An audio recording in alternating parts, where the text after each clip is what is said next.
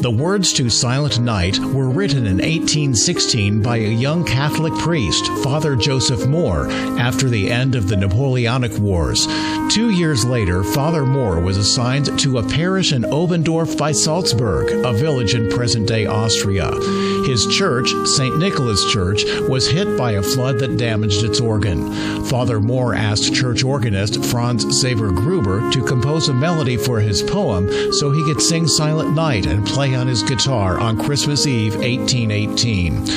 The man who serviced the organ after the flood was moved by the song and presented it to 2 traveling families of folk singers, and the song took off from there.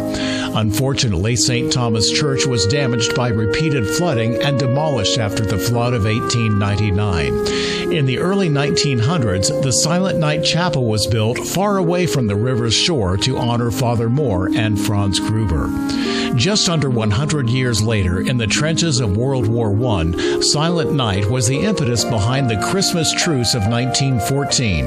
The trenches dug by soldiers on both sides of the war were very close together, and it wasn't uncommon for soldiers on both sides to shout greetings to each other.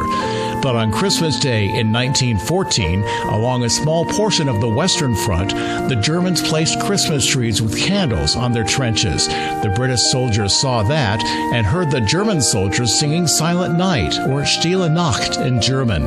The British troops responded by singing the carol in English. After sharing of additional Christmas hymns, the soldiers poured out of the trenches into no man's land to give each other Christmas greetings and exchange gifts of food, tobacco, alcohol, and souvenirs.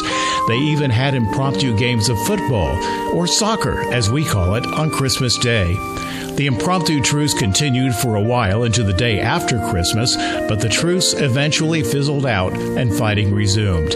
Commanders on both sides of the conflict saw to it that there were no further impromptu truces.